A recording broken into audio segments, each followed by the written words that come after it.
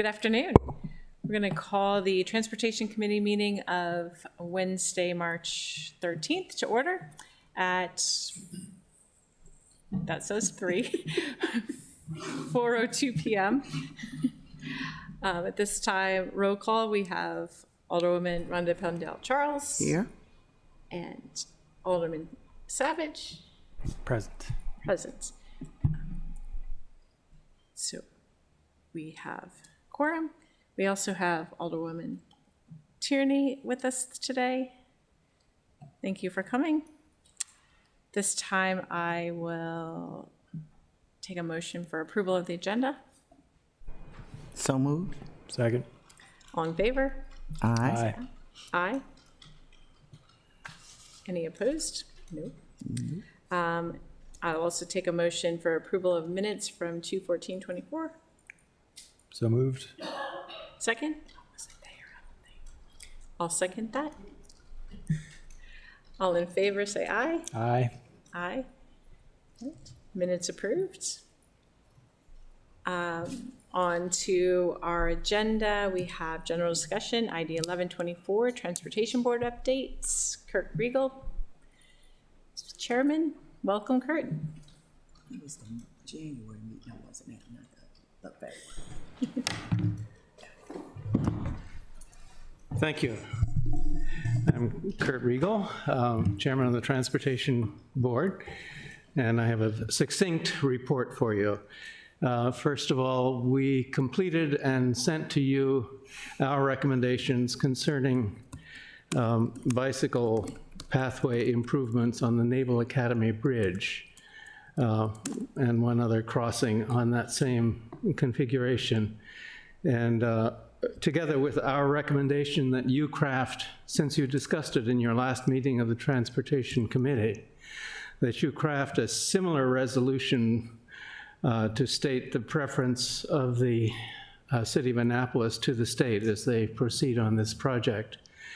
I invite you to steal liberally from what we have written, and if you would like some assistance in crafting a city version of the same kind of resolution, we're happy to help. Thank you. And then secondly, the only thing I have to report is that there remain 4 vacancies on the Transportation Board. And I again encourage you, if you are examining ways of filling longstanding vacancies with a backup provision, if the mayor doesn't act, then maybe that's a good thing to carry forward. Do you happen to know which ward those vacancies are in? Yes. Those wards are 4, 6, and 7, and 1 at large. Thank you. Yeah, that's it. I'll get out of your way now. Oh, questions? Alderman Savage? Could you summarize your resolution that you passed? Sure. It really had only 2 features. The most important feature, I think, is that there are improvements in the bicycle paths on either side of the Naval Academy Bridge, which are in process. The state and a number of other participants, including the city and the Naval Academy, are improving the bicycle paths on either side of the Naval Academy Bridge. On the bridge itself, it's doing nothing, which means that a stretch of the Naval Academy Bridge, which has high-speed traffic, will have no physical separation between that high-speed traffic and bicycles which cross the bridge on the otherwise uninterrupted bicycle path. And so our recommendation is that a physical barrier of some kind, not just these flexible posts which gets knocked down very easily, but a real physical barrier be constructed on the bridge to provide for safe passage for bicycles on that segment of the bicycle trail. And the other feature is a minor thing. There was a recommendation that we relocate the crossing of 450 for pedestrians and bicyclists from where it is presently planned to another place, which we think is less dangerous. Great. Thank you. And Mr. Fulton,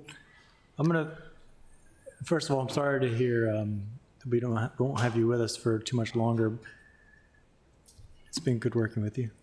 But I do want to ask, I'm going to forward this to you. Could you, with a formal request of the law office, draft up a formal resolution for the council that reflects the recommendations of the Transportation Board? Thank you. Alderwoman Tierney? Thank you. Oh, no. Are you sure? Okay, thank you, because I don't think we always have the opportunity with Kurt Riegel here. I just want to thank you for your input on 030 and 031-23. We tried to incorporate as much of your input as possible, everything but changing the residential districts, which is a big deal, and I didn't want to cloud up those two pieces of legislation with that. So again, your work is not in vain, so thank you. Thank you very much for those words. And we will circle around on that item ourselves and hope that you will too at some future date. Thank you. Thank you. Did you? Thanks. All right. Thank you very much. Thank you. Next up on our agenda is discussion with Annapolis Premium Parking and Director Marcus Moore from Transportation Department, as well as, are we bringing everybody up? Yes. Our representatives from SP Plus. We're just gonna fill that table up. Yeah, we'll fill the table. I just ask that each of you introduce yourself and tell me where you're from. Yeah, good Department afternoon, you're Madam from. Chair. Alderpersons Bindell, Charles, Tierney, and Savage. Marcus Moore, Director of Transportation and Parking. And I'll let the two contractors introduce themselves, and we'll go on with our agenda. Sure. Chester Escobar with Premium Parking, Vice President. Brendan Bodensteiner, Market President, Premium Parking. Jason Kinney, I'm Senior Manager, SP Plus Parking. And John Kemp, Regional Manager, SP Plus. Thank you. So as you see, we have our two parking contractors here with us, and we'd like to discuss a presentation about Hillman Garage and some of the things that we talked about over the last few sessions here. This mystery shopper, the focus groups have been underway. The LED counter that we just talked about, Alderwoman Bindell Charles, on-street signage, promo codes, standard operating procedures. SP would like to discuss with you our thoughts about upgrading the equipment in the other three garages, which will be Park Place, Knighton, and Gotts. So we have some ideas on what we're going to move forward with it. And after that, we're all here to answer any other questions that you might have or that may have come up during this presentation and maybe from this session, council session on Monday. So we'll start out with Premium, and we'll go with the presentation there first, and we'll take questions as you like to introduce them. Great. Thank you. And we'll get started. We wanted to just make sure that we stayed focused on some of the deliverables that we talked about last time we were here with you all. And so we'll put them up on the screen. The new initiatives, if you remember, this is the last page of our presentation last time. And these are the things that we wanted to implement. Mystery shopper program, the survey of the mystery shop to be, to have input from the city on what it is that we wanted to ask. An analyst to take a look at the SOP. Special event coordination. I think we were having some issues with occupancy in the Hillman Garage, and we wanted to have more coordination with the community as well as our staff. We discussed focus group. We also said that we would want to have design how-to flyers for all employees and work with the Downtown Ambassador Program along with us. So the first thing, again, mystery shop program. We, again, for to reiterate, this is a third-party vendor. This is Servamere. This is an outside party. They do this throughout the country. So we engaged with them, and they gave us, this was the first one done in December. So the last time we spoke was in November, and we said we would put it into effect, and we said it once a month. So we already we had the first one in December. The appearance, risk management, again, I'm not going to go through all of them, but some of the things that they did point out was a liability disclaimer sign, increased phone number visibility at the exit, as well as phone visibility on the pay stations. So we did that, and then integrity. Integrity basically takes a look at the cash handling or lack thereof. So we had 88.5 for that one. Then we've got feedback from you all that, we wanted to have a set demographic for the next shopper. So we did choose someone that was 70 years young as a shopper, and we did. We were able to get that through. And, they dinged us for things that were not really something that we actually have them do, like, for example, name tags. We don't have that. That shouldn't have been part of the, the shop, but nevertheless, we took it, we understood that where they were coming from. Risk management, increase hours of operation visibility, the signage, increase rate list visibility. So they wanted to see the rates, and they wanted to see the visibility of those rates.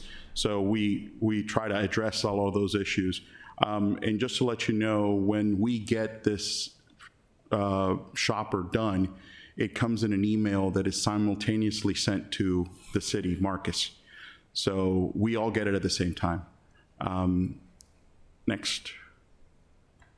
And this is February's. February, we did very well. It was a 96.2. So we've been increasing.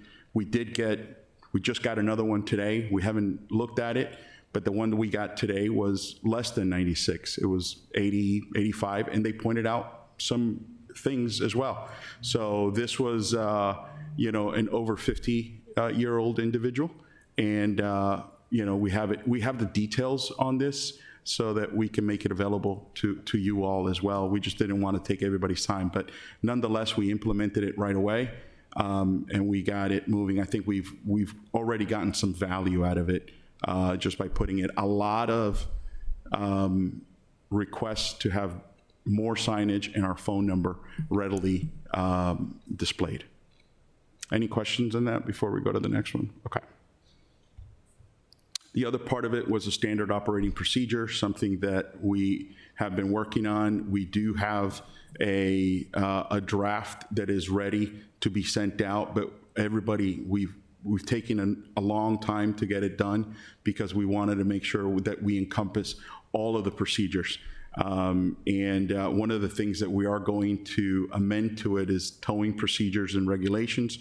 We currently have the code on the SOP, but now we're going to talk about decision-making process going forward. And we also want to document the wait list procedure. I think that's important. I think everybody should know from Brendan down how we create the wait list and when does the wait list fluctuate. So we'll put that in the SOP as well. Special event coordination, this was a big part of our discussion last time in some of the issues that we were having, and we were getting ready for Midnight Madness. So what we did was we added staffing to make sure that we didn't have any occupancy issues, and some of the issues that were pointed out to us, that you had people driving around not finding a space and no one to tell anything to, and then the space counter continued to say that there was space available. So we've adjusted the space monitoring system. So now we have a little bit more of a buffer going in. So we are, that will take care of that issue. The Midnight Madness was, to us, a success.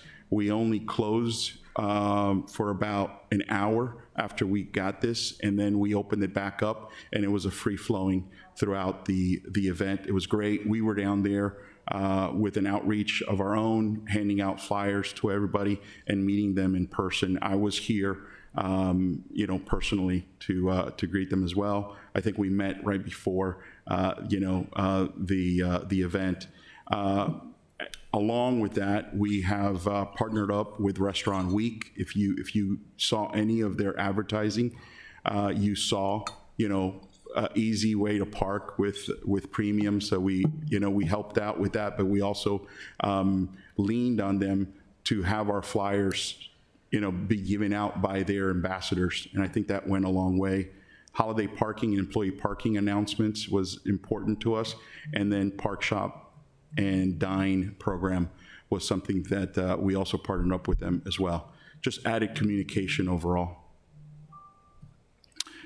Focus group, this was one of the major items that we also talked about, and a big part of our assignments leaving during our meeting.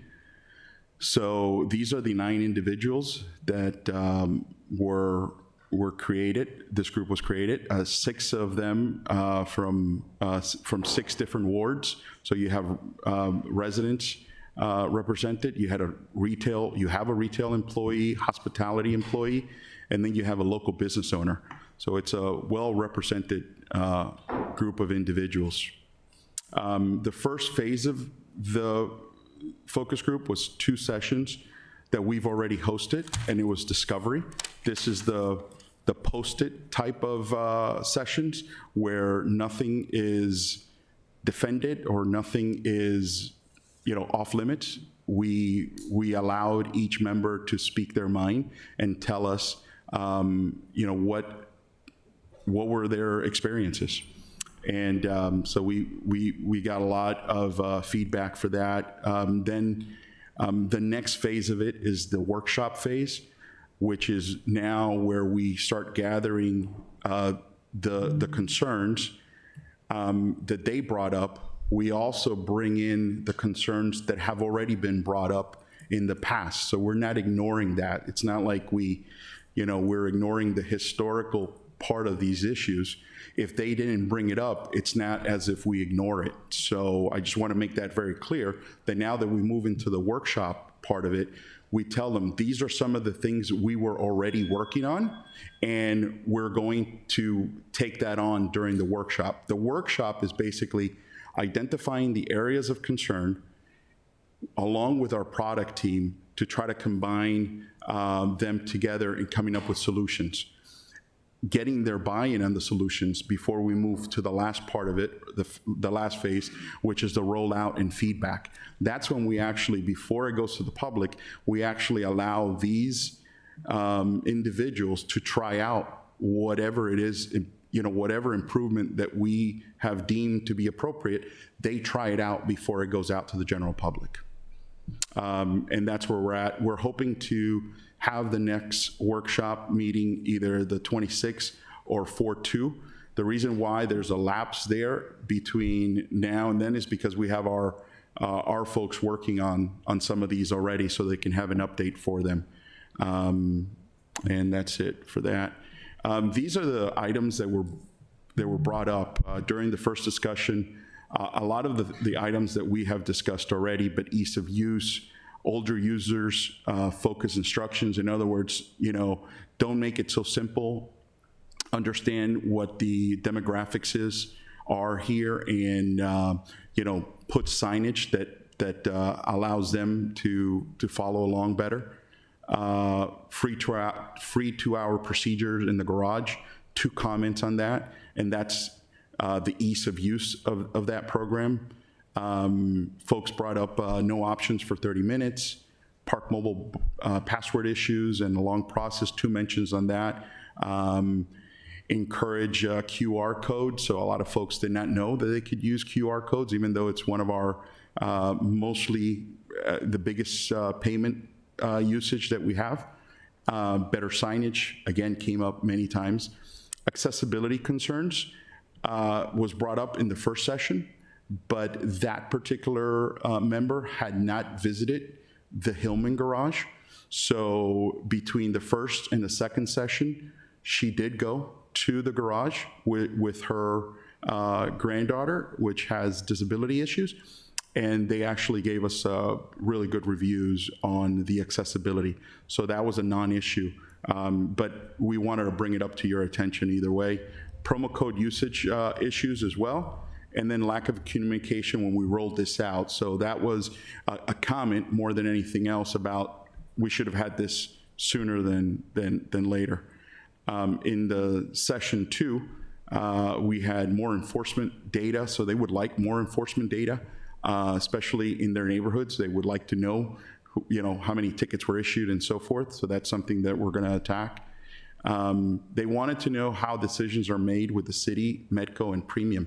They wanted to know how that dynamics works. Like,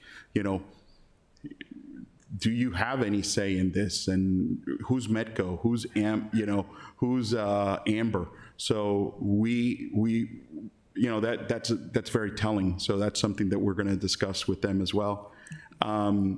They want more of the visitors to park in the garage instead of parking on street. So encourage that type of usage. And then they wanted us to think about doing vehicle enforcement.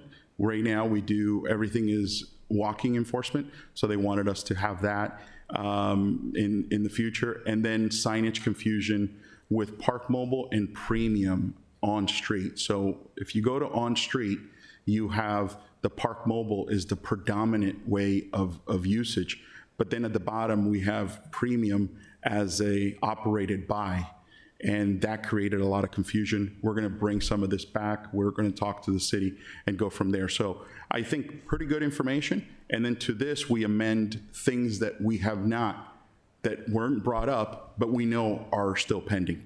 And we'll bring that up during the workshop. This is some community-facing guides that were asked of us or that we wanted to have done. So we put these out and we distributed them. We also distributed these outreaches during our, when we were here in person. Go ahead. Other areas of concern, I will let Brendan take it from here. So one of the comments back from November was a strong desire for a contractor program. We just wanted to take the opportunity to communicate that that program does exist. It's on-street reservations. You can access the request form by going to AnnapolisParking.com, programs, which is a drop-down menu, reserve on-street parking.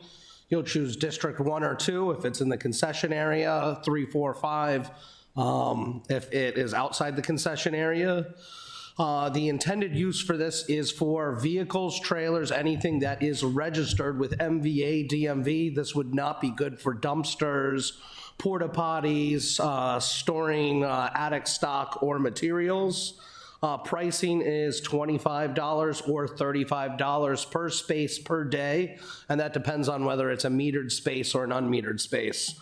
There is a limit of 3 spaces per block, and that's first come, first serve. So if 3 spaces are already reserved on that block, we are not able to ourselves unilaterally approve any additional spaces. However, we are able to work with DPW to see if there can be special exceptions and additional permits issued. We do ask, we need a minimum of 72 hours in advance because we have a burden to put those signs up 48 hours in advance in order to clear that space. The Hillman wait list, we currently have 286 active monthly subscriptions. We have 199 requesters representing an additional 248 subscriptions that are on the wait list. We were asked by the concessionaire to freeze new signups in December in preparation for the legislative season, which will conclude in April. In April, we are going to launch our Monday through Thursday subscriptions, For people who park in Hillman frequently, you'll see Monday through Thursday occupancy is substantially lower than what you're going to see on a Friday, Saturday, and Sunday. We believe that we can probably meet the entire public's demand for this. So anybody who's on the wait list will have first choice to sign up for this Monday through Thursday access monthly subscription. We believe we are going to be able to give it, offer it to the public. Again, we don't think we're going to run out of space based on the demand on this time. It will be exempt, event exempt. So boat show, something like that, that's going to have a huge impact on the parking usage here downtown. This Monday through Thursday subscription would not be active for that. So we believe by the end of April, we should be able to reevaluate the post-legislative season occupancy and add up to 40 more spaces of the restricted weekday or unrestricted 7-day access in addition to this Monday through Thursday product. Increased visibility on Duke of Gloucester. A lot of the residents further down on Duke have been complaining, you know, people miss the garage and end up flooding those streets, specifically tourists on Green, on Newman, you know, some of the streets closer down to Compromise. So we're working with our marketing. We're going to have to work in conjunction with HPC. So we're in the design phase right now. On the left-hand side, you can see prior to the light coming up at Conduit, we're going to look to have something on the left-hand side that's going to prepare somebody in their vehicle that the garage is upcoming on the left-hand side beyond the light. And then on the right side, you can see City Hall. That little blue square, we are adding a parking logic. That's the car counter system. So those same signs you see counting spaces on both sides of the garage with the LED display, you're going to have one right here to match that. And then that red square, we're going to propose what we call a splash sign. It's a vinyl adhesive sign that'll go up something really big, close to billboard size. That's going to say, hey, Hillman is this way. You know, to really catch the eye of somebody looking for parking before that access way comes right up on them pretty quickly. Hillman Garage, important stats. So here, where you see the top left, all transient, this is transactions by volume. You can see Saturday is by far used heaviest, Monday and Tuesday being our least utilized days. And that's why, you know, if you look at your Monday through Thursday volume, why we can confidently sell that Monday through Thursday subscription, likely without any limit. If we go to the top right, transient, this is going to tell you the amount of transactions by duration. So you can see the second to bottom bar, that's our 2-hour rate, which is by far used the most, followed by the 1-hour rate, followed by the 3-hour rate. So we have a lot of, this tells us we have a lot of retail consumers coming to the garage for short stays, and the garage is turning over. Our least used rates are the 9-hour rate and a 24-hour plus. So we're seeing less long-term and overnight action. If we go to the bottom left, total purchases made. This is by channel. So that black wedge of the pie is Park Mobile, represented by reservations. The red portion of the pie, on demand, that is Premium Parking's Camera Pay. And then the other small slivers are going to be validation programs and monthly parking. If we go to the bottom right, transient, this is just a different way to display the chart above, but this is just showing you the duration mix that we have here at the garage. Here is a heat map, and the way we use this is transactions by day of the week and by hour of the day. And by color coding the highest usages, you can really see where the action is happening, at least transient wise, at the garage. Where evening time, lunchtime to evening time on Saturday, you have the heaviest usage. Early morning hours and extremely late evening hours, the least amount of usage. And that is it.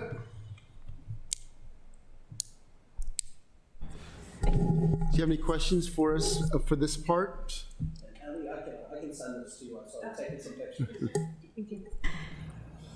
Alderwoman Del Joe? Thank you, Madam Chair. I'm not going to belabor the point that we're here because we've had quite a few problems.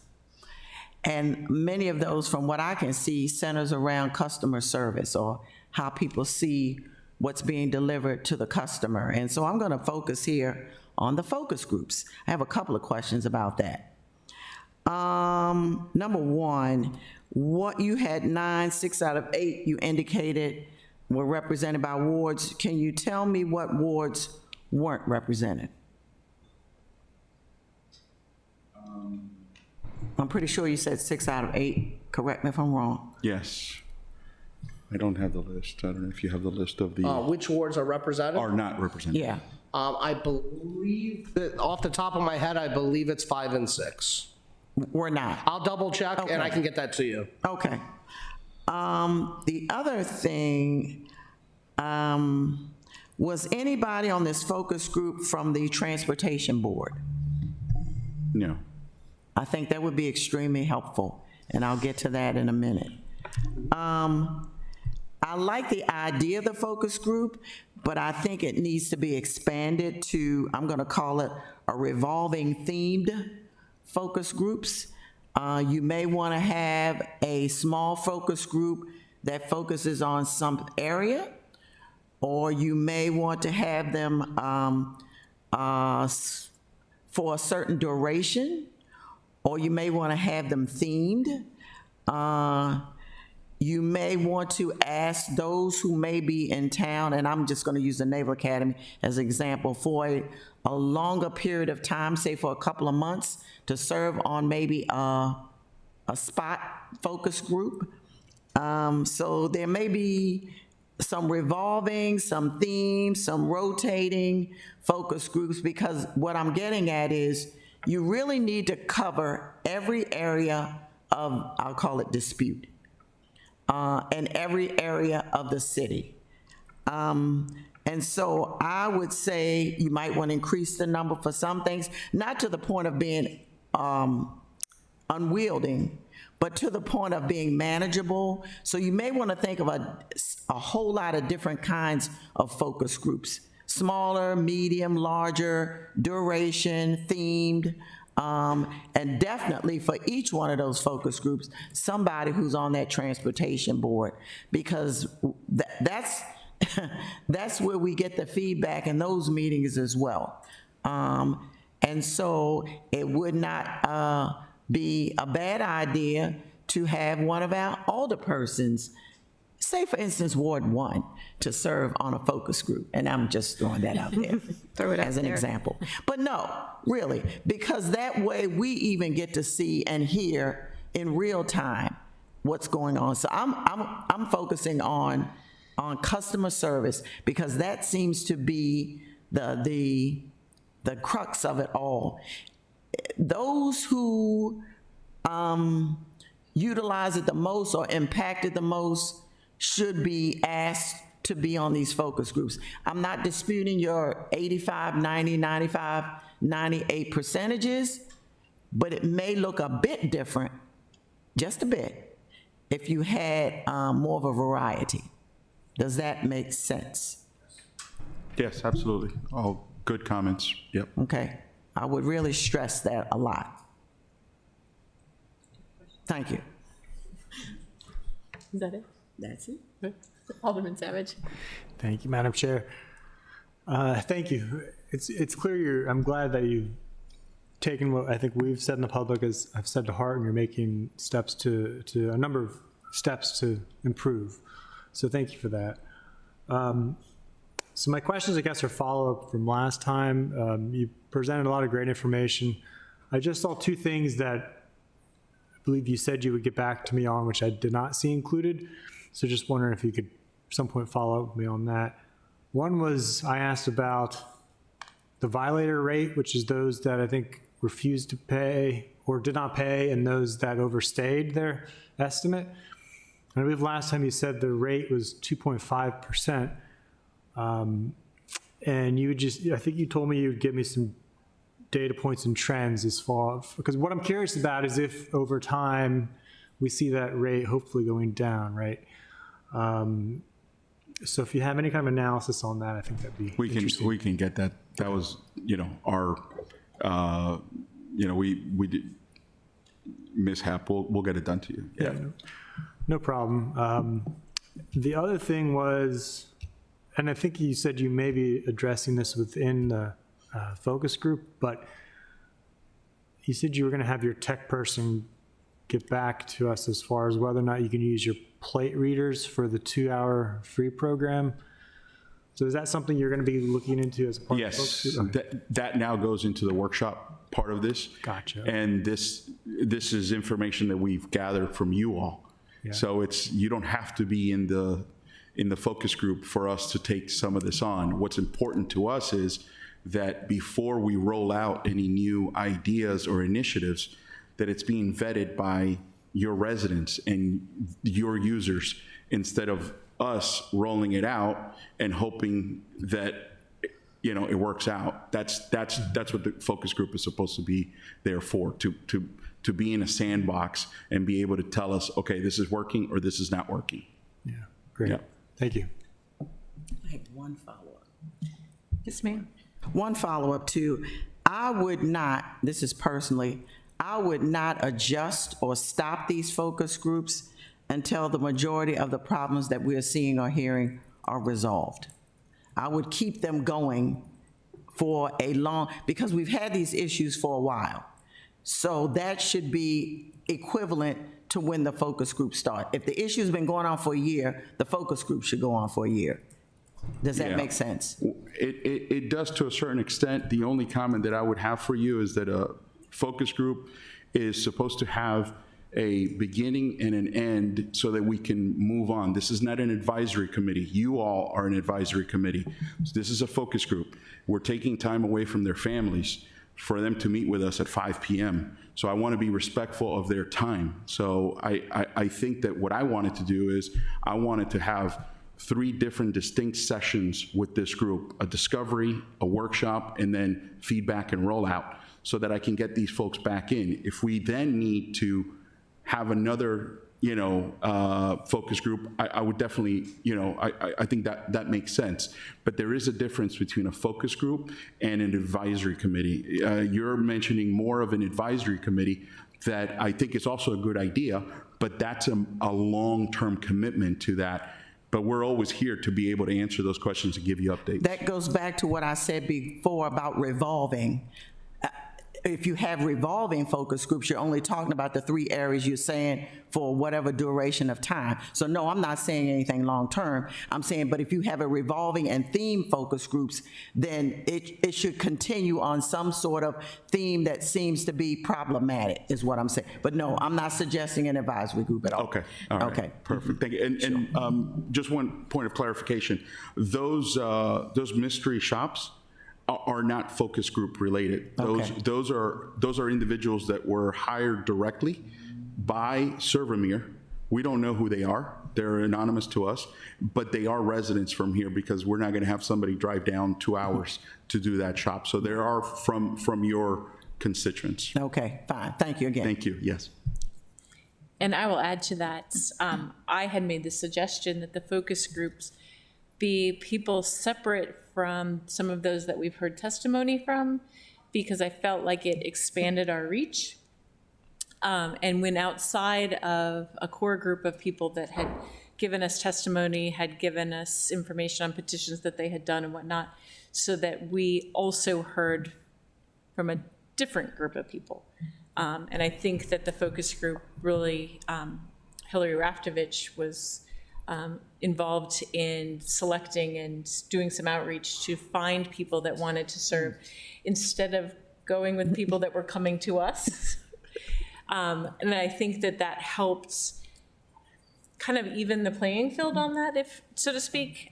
So I think that that's a part of the whole focus groups that should be known as well, that it wasn't necessarily people coming to us saying, me, me, me. It was us going out to those people. Makes a lot of sense. Thank you, Alderwoman. Madam Chair. I do have one question. You talked about the splash sign, and that I'm assuming is being run through Historic Annapolis protocols. All of Yes. it will be coordinated with HPC. Because I kind of cringed when I heard splash sign. Big billboard. Yeah, we'll have it properly vetted, absolutely. The fact that our group is working on it, it's just to show you some renderings, and then we go from there. Yeah. Great. Thank you. Thank you. Yeah. Thank you very much for that presentation. Alderwoman Tierney? Thank you. Thank you for allowing me to ask questions. And I don't mean to be rude looking at my phone because I've had some inquiries. So I have 4 questions, and one of them just starts sort of as a macro level, if you will. Being a national parking operator, would you have been aware of these issues if they were not brought to your attention? No, I think feedback is important in any function. I think we would have seen some of the issues, but the feedback that we have received, we would have been able to capture some of them. I think, it goes without saying, we should have captured a little bit more, but we have we have feedback on our app, so we address those as we get them. And then I think we heard from the folks that came and spoke before, so yeah. Is Annapolis a more difficult jurisdiction than others that you have managed? I wouldn't say it's unique, but every operation is unique in its own right. But I don't think it's more difficult or less difficult. Yeah. I say that because, that there was a lot there, that you're learning and continue to learn. And also, let me first thank you for being here. I know, you take this personally.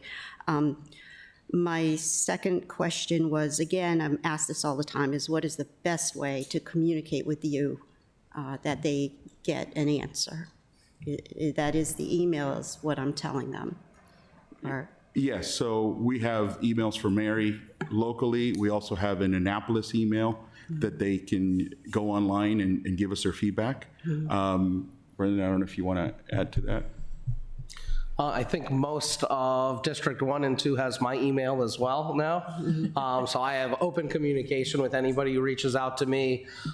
We do have 3 dispatchers set up, so if they call our 410 number, it routes through our local office first. It will roll over to corporate if one of our teammates is occupied on the line already. Yeah. So we can we do all of our methods to reach us, whether it's the Annapolis@premiumparking.com email or our 410 number.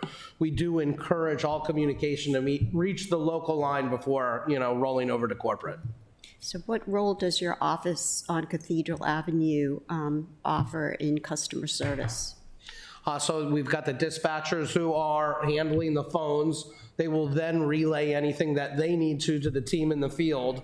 A great example is tow requests. They're getting the information from the person putting in the request. They're coordinating with APD, and they're coordinating with our team and the tow vendor. We also welcome walk-ins, so we get several visitors a day that can come in that don't want to interface online. So we've got these account supervisors set up at desks, and they're going to help somebody walk through the process if they don't have a computer, if they don't have a smartphone, or they just don't want to engage with the system. We will certainly help them get everything done. And we have a Fresh Desk ticket, program that tracks all of this. So if you send us an email, it's tracked on Fresh Desk. If you call us to our number, it's tracked on Fresh Desk. So that Fresh Desk tells us the time when we received it, stamped, and then it follows it until a resolution has been given on I would say on a weekly basis. We get those stats, and if there's anything that's outstanding, it rolls up to my level and we address it. Yeah. What my residents don't like is being transferred to your corporate office. That's, yeah. I think email would be, I would say the most effective way. to get a hold of us. Okay. Yeah, because Support. everybody's on it, and we can attack it. Support at premiumparking.com. Yes. My third was what Karma asked. The signage spec in HPC is probably one of their largest. So you're going to have to be sensitive to what their parameters are. But we could also support you that this is sort of a public safety issue, that people safely get into that garage. That's just a comment. And my last is, and direct more, if we can't answer this publicly, it's fine, but my residents have given up, I think that they've given up a lot for this public-private partnership.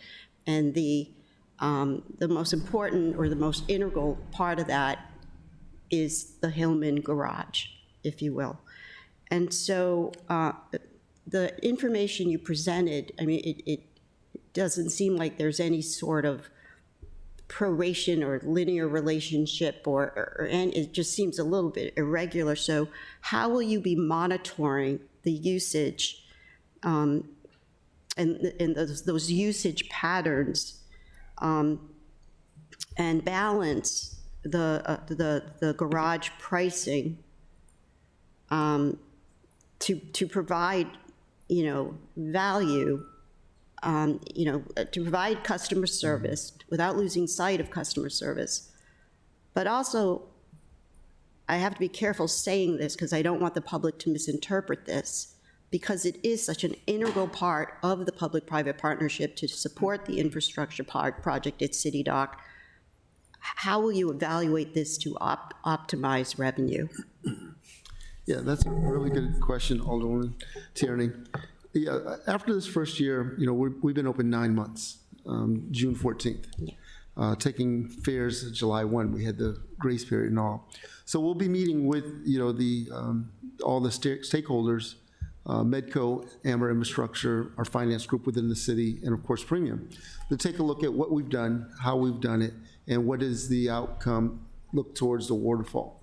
Because remember, all these were set based on projections of how many comp passes you might have or extra spaces in the garage, and what does that mean to the repayment of the bonds and the whole project of City Dock and the garage.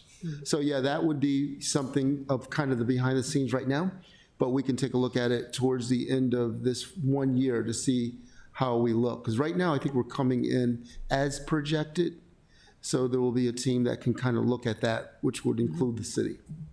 Yeah, just to amend on that, I've learned a little bit about performance pricing from SP Plus, and my concern is that the highest usage in the garage is transient, where it really should be long-term pricing. Transient parking is for street parking.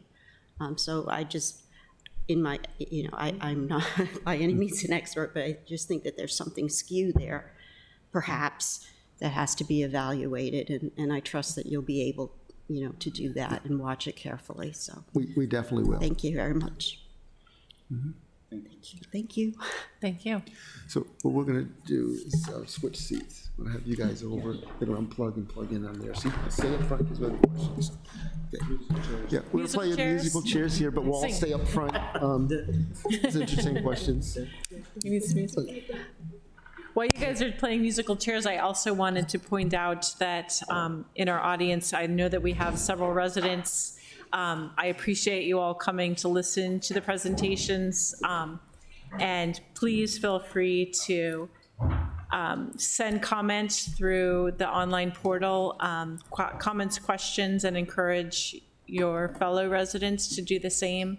If you have additional questions after today's presentations, we do not allow public comment at committee meetings, so the best way to get that, and those, when you send those in, they come to all of the older people, to the entire council and the mayor as well.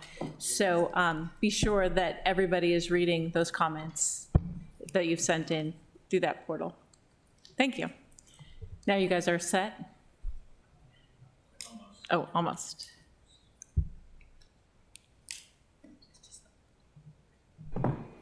Mr. Escobar, I like your socks.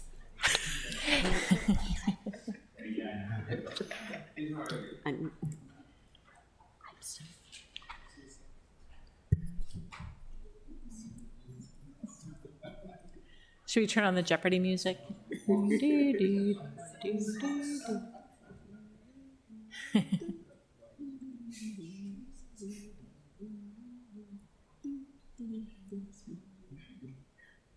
Director Morwa, he's getting ready.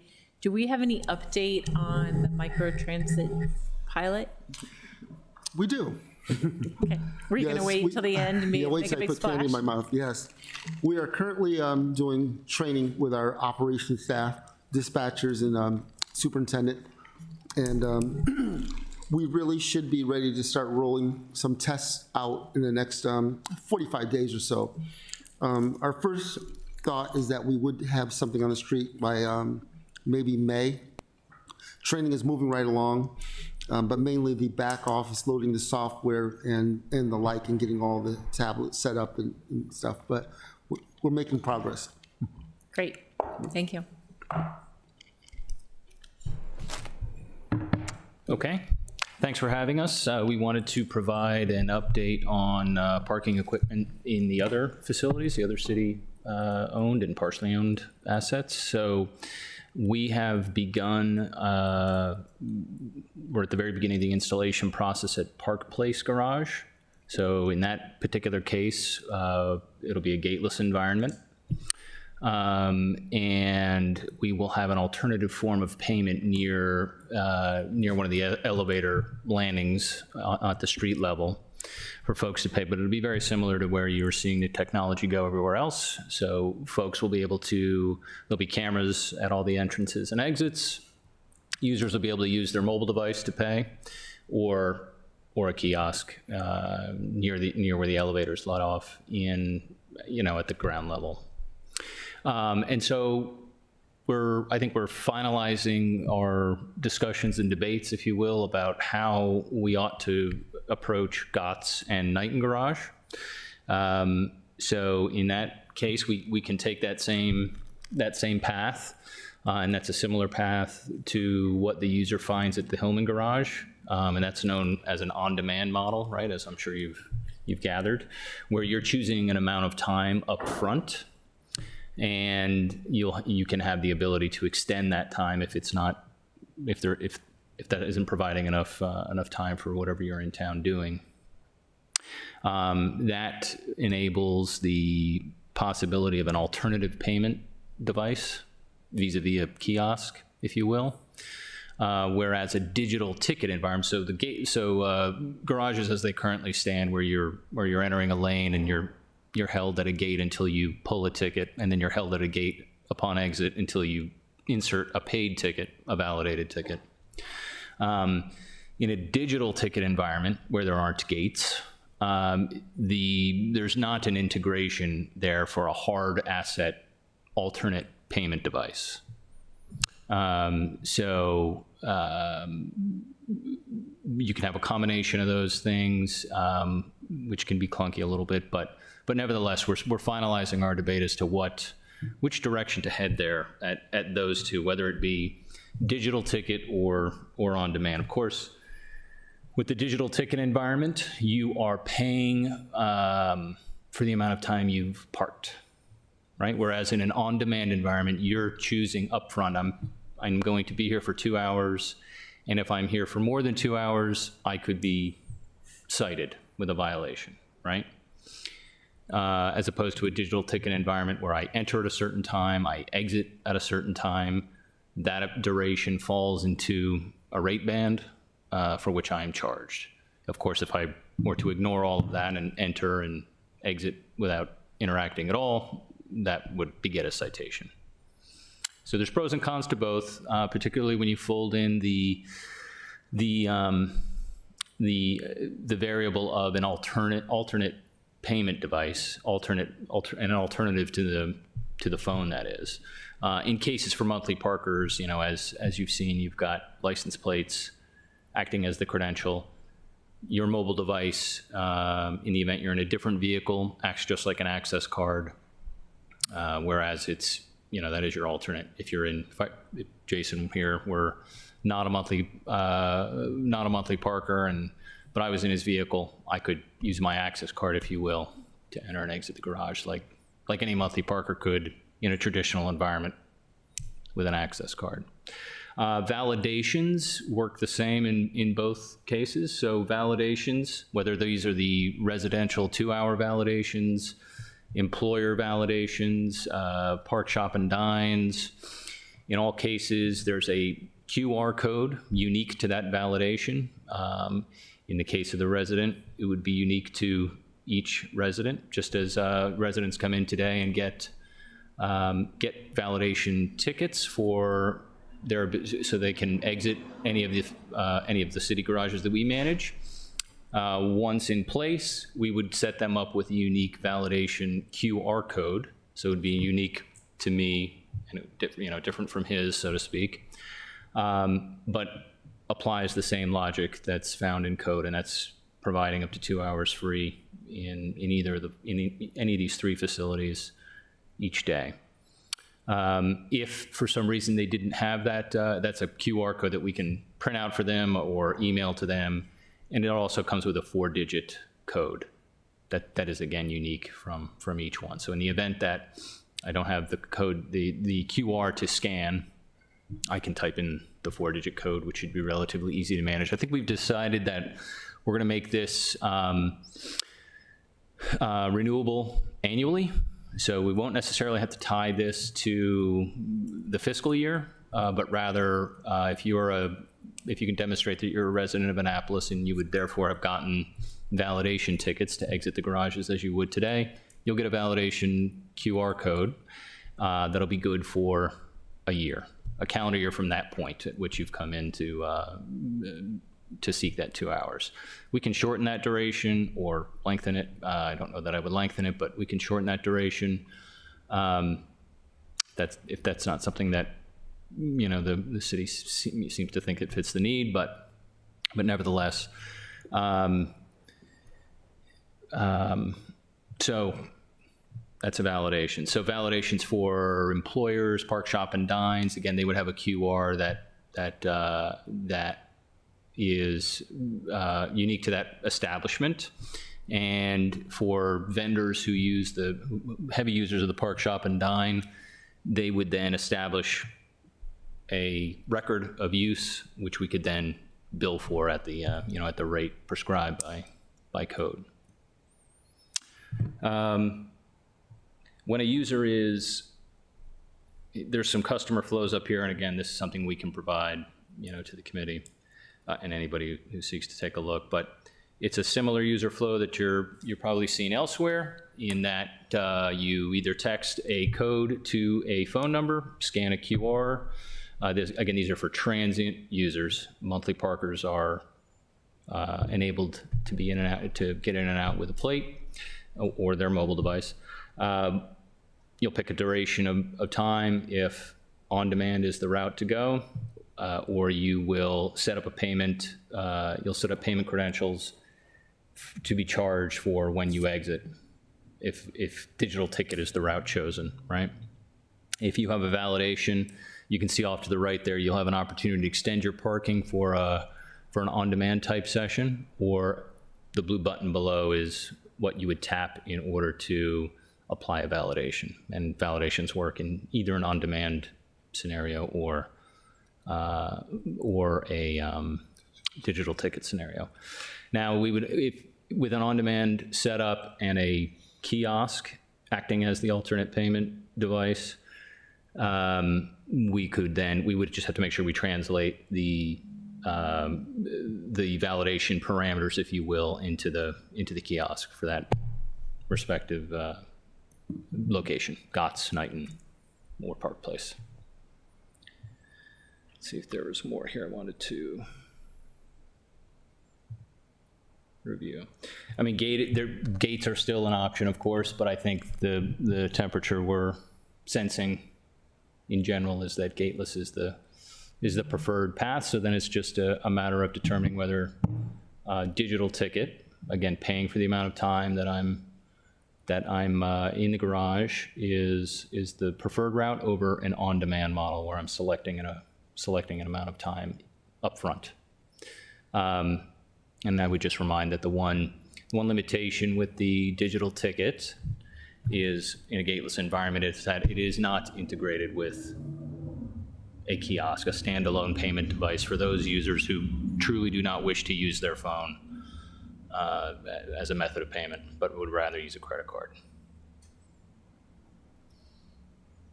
So, quick update again. We're off and running. In fact, we have an important meeting tomorrow on some specifics related to the installation at Park Place, and I think shortly thereafter we're going to have information. We obviously speak with Director of Transportation frequently on this topic, and we will have probably embarked on the others by the time this committee meets again next month. Great. I know it's a lot of information to digest. What we can definitely do to do side by side a digital ticket and on-demand model, the pros and cons. As you know, or maybe you don't know, that Park Place Garage, we're in a partnership. We're the majority owner of Park Place with the minority owner, which is Guardian. And CBRE is the management company that helps them out. There's a 60-40 split. So what they want, what we think we want to do there is definitely gateless on demand. Gateless on demand. The other two garages, looking at the demographics of them, GOTS and Knighton, it can go either way. If we find we went in the wrong direction, we can make changes. Taking away gates does save money. So we'll be able to get back to you, the group, Transportation Committee, in April with more information. But what we can do here is put a one-pager together and talk about that and list the pros and cons for you to kind of see. And we encourage you to reach back out to us for specific questions that you might have with both garages. And one of the things, just to talk a little bit more about the garages, there's a bit of updates that are needed, as well as just the parking equipment. Things that we're working on with GOTS that you probably have heard of already, with elevator repairs and things of that nature. So there's a lot of work being done at all three garages simultaneously.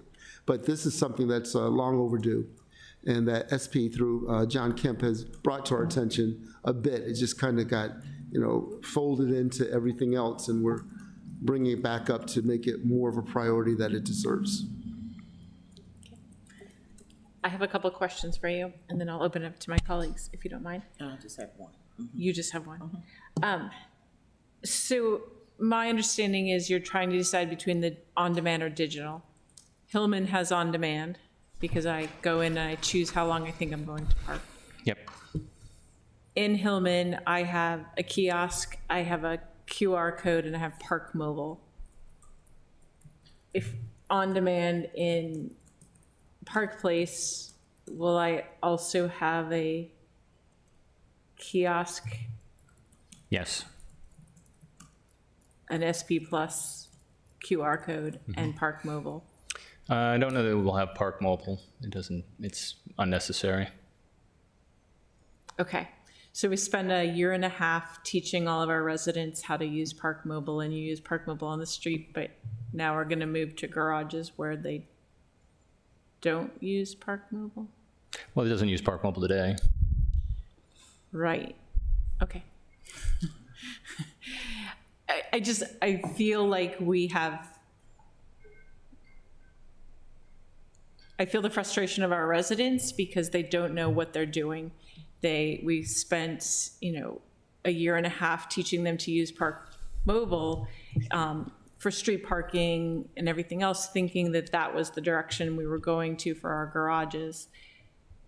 We can use Park Mobile in Hillman, but we won't be able to move to that digitally in the other garages.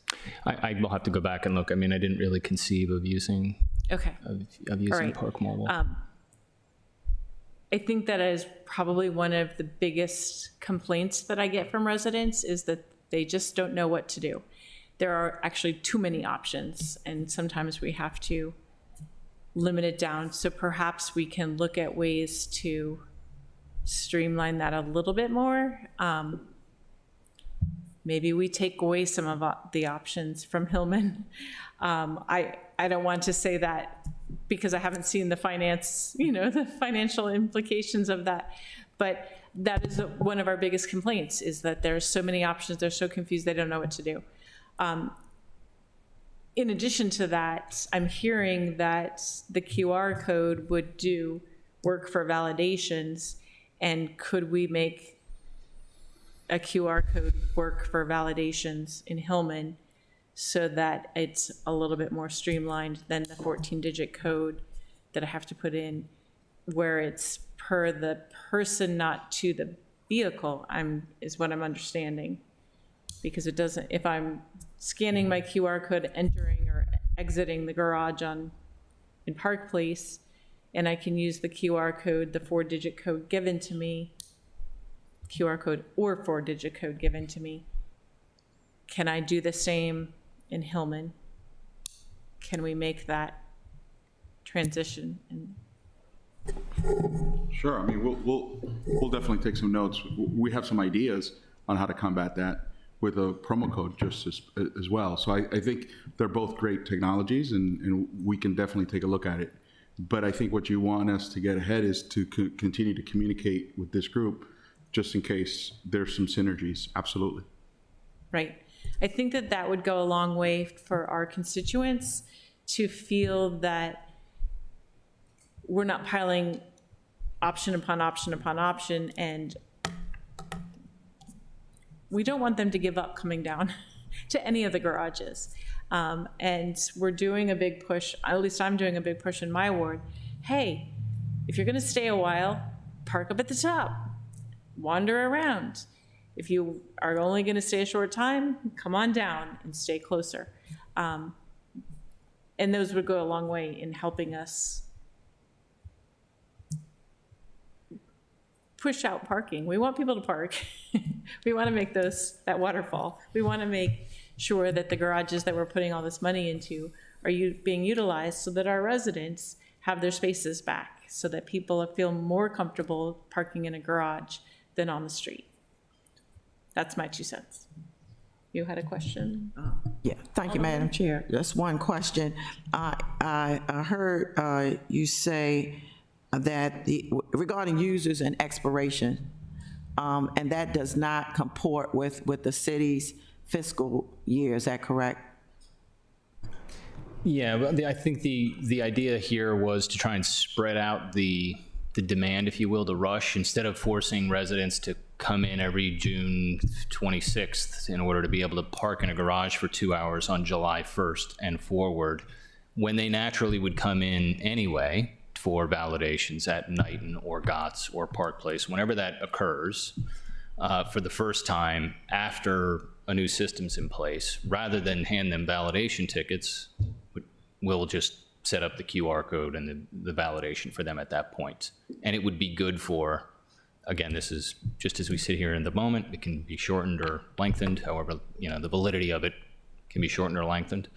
But the idea was to just, rather than tie that to a fiscal calendar and thus jam all the demand into late June to get these things updated, make it good for a year from that point. So if you don't come in until September, if you're if you're away or something like that, and you don't come in until September, well, your validation will be good for 365 days from that point. And if for some reason you lose it, or it's, if you lose it, I guess, or forget the 4-digit number, we can regenerate one on the, by the time that phone call is hung up. I was really just looking for a yes or no answer, but thank you that, because the question to follow up was, I was gonna ask Director Moore, does that interfere with what you do on a fiscal basis for the city as far as record keeping or data collection or that sort of thing? That's really what I was trying to get at, but thank you so much for the additional information. I didn't know if that kind of, for lack of a better term, screwed you up some sort of way. It really shouldn't.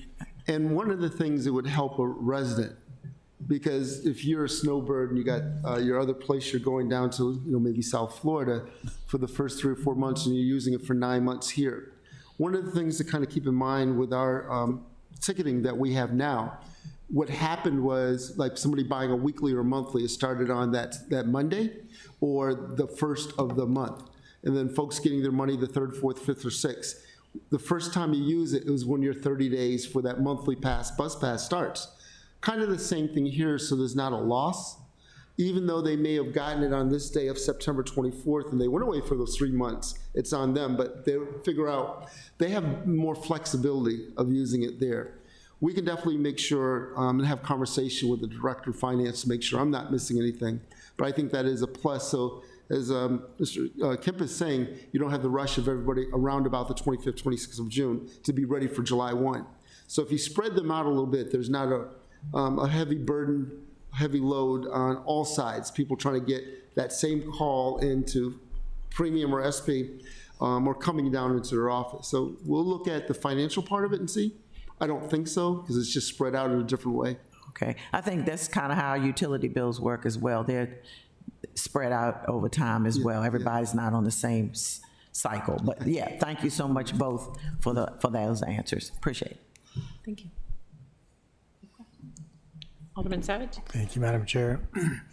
First of all, I can understand why you're looking to shift towards potentially a different model, the gateless model.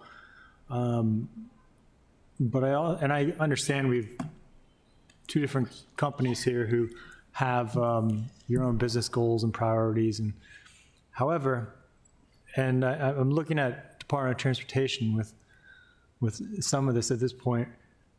I think from where we are coming from, I think it's safe to say that we're oriented on what's going to make the most sense for the public and the public's experience. So just to support what the chair is saying, I think consistency, if we can achieve consistency between our parking suppliers, entities, then I think that'd be the best, at least as much consistency as we can get would be the best experience for the public, right?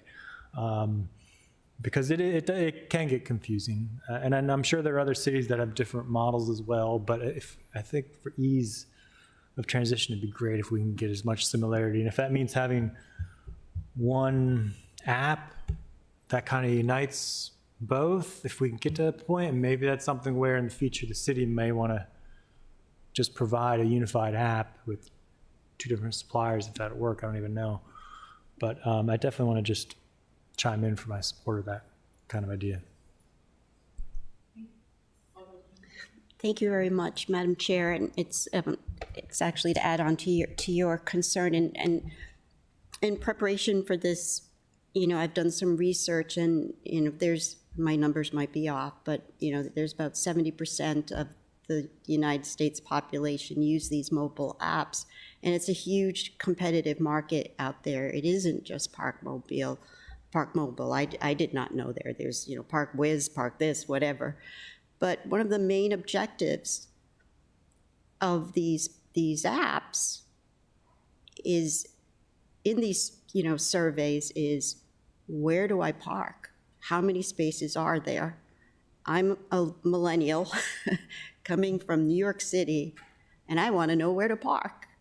And I think the city, I don't know if it's up to the vendors here, but the city's got to understand this and say, okay, guys, we got to work together here and develop.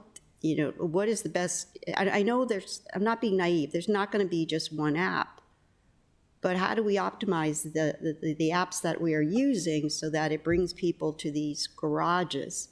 And I don't see any way of doing that without there being some cooperation, between you guys, instead of these independent apps for each garage, et cetera. Because again, that's why I keep saying millennials, but I learned a lot from my boys is that they're coming into a city and they want to know where to park, and the first thing they do is they go to an app. Okay, so there's that, and then the second question I have is using this, for Park Place and what you're proposing.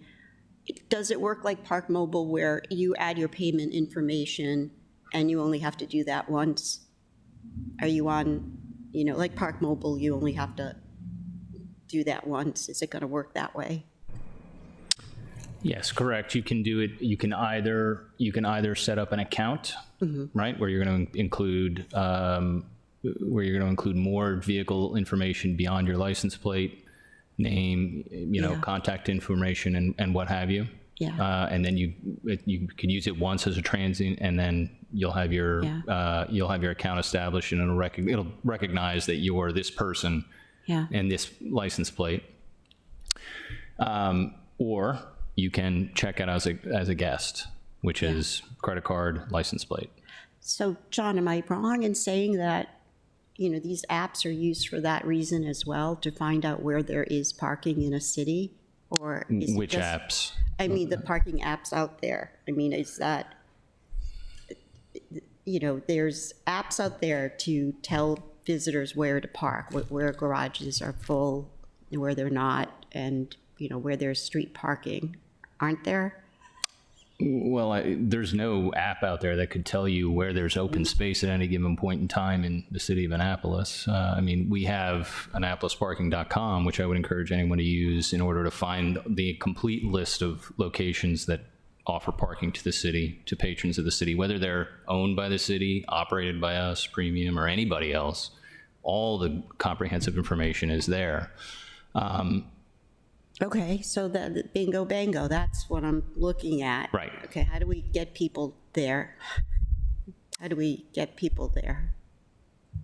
Marcus? You have to keep communicating so anything that's generating demand, whether that be a business establishment, an event, a parade, what have you, in any source of demand generation, because no one's just coming to town with the express intention just to park for parking's sake, right? Right. They're going to something. And so whatever's generating that demand, to the degree we can push the one-stop shop for information on parking through that demand generator, the better. And you have to do that as a group, though. You were very successful in implementing that several years ago. Went for a big event, and you would say, look, using dynamic pricing, you can Yeah. park, if you prepay, you're going to get a spot right in the heart of downtown. It's going to cost you $30, but you don't have to worry about, circling around the city. And you Yep. did that through, I believe, AnnapolisParking.com. Yeah, correct. Yep, and reservations none of that's going to change Yeah. for your locations. Reservations will be available for the locations that we manage, and I'm sure Hillman. Do you do that for Hillman Garage, or? We don't, but we can. It seems like we could link, just like we do for Yeah. residential permits. I don't see any reason why Yeah, there you shouldn't be a gotta- page for that there too. You got a link. Yeah. Okay, Yep. thank you. Thank you again for your expertise and patience. Yeah. I've had a couple more questions that have been emailed. I threw my phone in my purse. One is directed at Premium Parking, asking about the average time between when somebody contacts you with a problem, whether it's a ticket problem or a safety issue complaint, and the answer time. I know that you said that by the end of the week, if it's still open.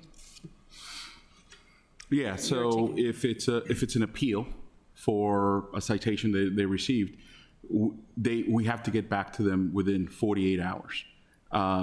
Everything else, we try to, on first, contact, we try to resolve as many of those as possible. Those that linger, we keep track of it. We actually, during our update in November, we put up some stats that showed you what the average wait time is and the close ratio. So we can bring that up along with the violator rate that we owe you as a committee. So I can get you both those. Okay, great, thank you. And then the other one had to deals with on-street parking, primarily on West Street and on Maryland Avenue. And there's been some requests, there was a request for the space in front of Curate, if there could be a change in those 2 or 3 metered spots, I believe, that there's 3 metered spots. There's many a time when people just are stopping for coffee. Curate is finding that ever since the metered spots went in, they're drop-in folks that are coming for a cup of coffee to go has been reduced because nobody wants to drive around the block and park a block and a half away to grab a cup of coffee to go someplace else. So I'm throwing that out there. They've asked if there's any chance of even making one of them a short-term 15-minute parking, something like we have down in front of Mills. Yep, we'll take a quick look. I mean, I think that's easily implemented if it makes sense, presuming it makes sense. Yep. Great, thank you. Those were the two I had. Or were there any further questions? Just one comment, you know, this is just kind of a commentary. When it comes to Annapolis, and just as the chair has indicated, we get real-time requests and suggestions, and we accommodate as best we can and respond as best we can to those, but I want to commend everybody for that. Even if it's one person that it affects, we always try to accommodate that one person. And I just want to, as a shout out to the city. Thank you. Thank you, Alderman. Anything else? All right. We really appreciate you guys coming and giving us the reports and updates, and it helps us get back to constituents with some changes and updates. Thank you. Is there anything else for the good of the order? I'll take a motion to adjourn. So moved. Second. Is there a second? All in favor? Aye. Aye. All right, meeting adjourned.